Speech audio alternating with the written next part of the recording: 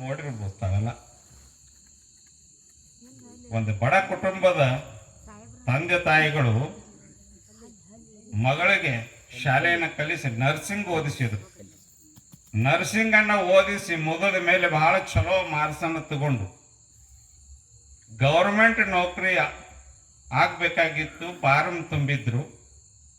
ಗುರುಗಳ ಹತ್ರ ಹೋಗಿ ನೀವು ಒಂದಿಟ್ಟು ರೆಕಮೆಂಡೇಶನ್ ಮಾಡ್ರಿ, ನನ್ನ ನೌಕರಿ ಹತ್ತತ್ತೆ ತಿಳ್ಕೊಂಡು ಆ ಬಡ ಜೀವಿಯನ್ನ, ತನ್ನ ತಂದೆಯನ್ನ ಕರ್ಕೊಂಡು ಹೋಗಿ ಆ ಮಗುವಿಗೆ ಗುರುಗಳ ಹತ್ರ ಅವರ ತಂದೆಯನ್ನ ಕರ್ಕೊಂಡು ಹೋಗ್ಲಿಲ್ಲ. ಮಗಳು ನೀ ಇಲ್ಲೇ ನಿಂದ್ರಪ್ಪ ಅಂತ ಹೊರಗೆ ನಿಂದಿರ್ಸೆ ಗುರುಗಳ ಹತ್ರ ಹೋಗಿ, ಯಾಕಂದ್ರೆ ಅದೇ ಶಾಲೆಯಲ್ಲಿ ನರ್ಸಿಂಗ್ ಮುಗಿಸಿದ್ರು. ಹೋಗಿ ಭೇಟಿಯಾಗಿ ಗುರುಗಳಿಗೆ ನಮಸ್ಕಾರ ಮಾಡಿ ಹಿಂಗ್ರಿ ಅಪ್ಪ ಅವ್ರ ಅಂದ್ರು. ಅವಾಗ ಗುರುಗಳು ಆಯ್ತವ ನೋಡೋಣ ಪ್ರಯತ್ನ ಮಾಡೋಣ ಅಂತ ಹೇಳಿ ಕಳಿಸಿದ್ರು. ಅವಾಗ ದೂರಿನಿಂದ ಆ ಮುದಕ ಅಜ್ಜ ಕಾಣಿಸ್ತಿದ್ದ ಗುರುಗಳಿಗೆ. ಅವ್ರು ಯಾರು ಅಂದಾಗ ಹುಡುಗಿ ಹೇಳಲಿಲ್ಲ ನಮ್ಮ ಅಪ್ಪತ್ತ. ಏನಿಲ್ರಿ ಅಂತ ಹೊರಗೆ ಬಂತು. ಗುರುಗಳಿಗೆ ಸಂಶಯ ಬಂದು ಈಗ ಬಂದಾಗ ಹೊರಗಡೆ ಬಂದ್ರು ಗುರುಗಳು. ಗುರುಗಳು ಹೊರಗೆ ಬಂದು ನೋಡೋದ್ರಾಗ ಆ ಮನುಷ್ಯ ಅಜ್ಜ ಭಾವ ನನ್ನ ಮಗಳ ನೌಕರಿ ಹಾಕ್ತಾರ ಸಾಕು ಅನ್ನೋದು ಅಷ್ಟ ಇತ್ತು ತಂದೆಗೆ. ಬಂದು ನಮಸ್ಕಾರ ಮಾಡಿ ಅಪ್ಪ ಪುಣ್ಯ ಕಟ್ಕೋ, ಸಾಲಿ ಕಲಿಸಿದ ನೌಕರಿ ಹಚ್ಚು ಅಂದ. ಆದ್ರ ಆ ಮಗುವಿಗೆ ಕಸಿವಿಸಿ ಆಗಕೈತಿತ್ತು ನರ್ಸಿಂಗ್ ಕಲ್ತಿರ್ತಕ್ಕಂಥ ಹುಡುಗಿ.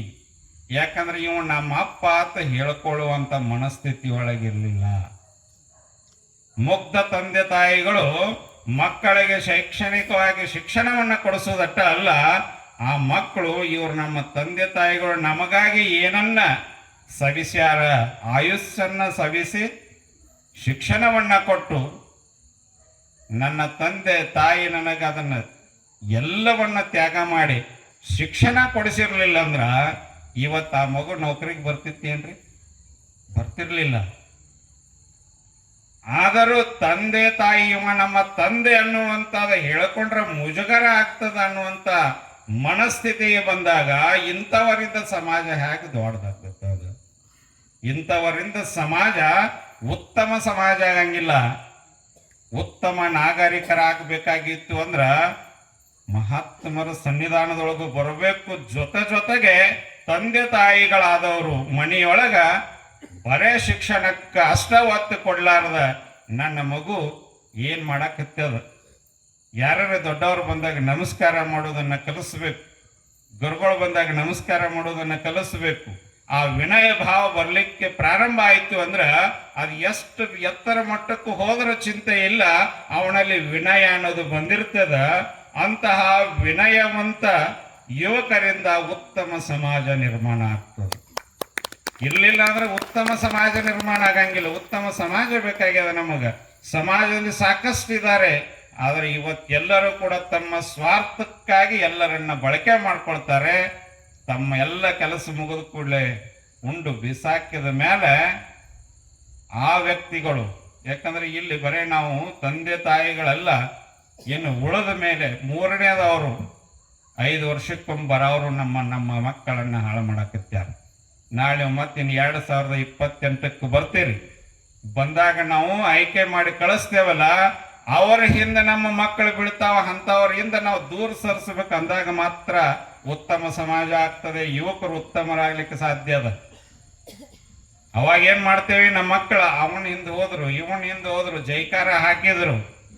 ಜೈಕಾರ ಹಾಕಿದ ಮೇಲೆ 1 ತಿಂಗಳದ ನಂತರ 5 ವರ್ಷ ನಮ್ಗೆ ಭೇಟಿ ಆಗಂಗಿಲ್ಲ.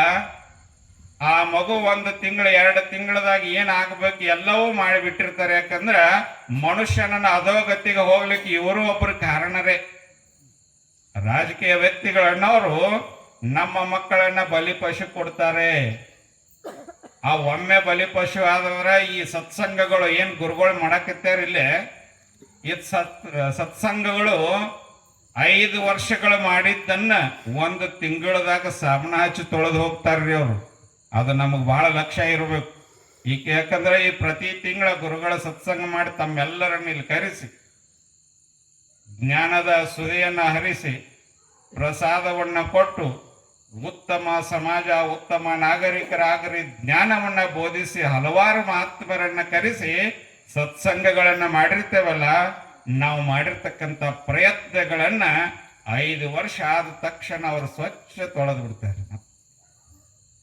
ಮತ್ತೆ ನಾವು 5 ವರ್ಷ ಅದನ್ನೇ ಮಾಡೋದು. ಹೆಂಗಿಲ್ಲ, ಕಸ ಬಿದ್ದದ, ಈ ಕಸ ಪ್ರತಿದಿನ ಬೀಳುತ್ತಿರ್ತದೆ, ಪ್ರತಿದಿನ ನಾವು ಕಸ ಸ್ವಚ್ಛ ಮಾಡ್ತಿರ್ಬೇಕು. ಕಸ ಸ್ವಚ್ಛ ಮಾಡೋದು ಸನ್ಯಾಸಿಯ ಧರ್ಮ.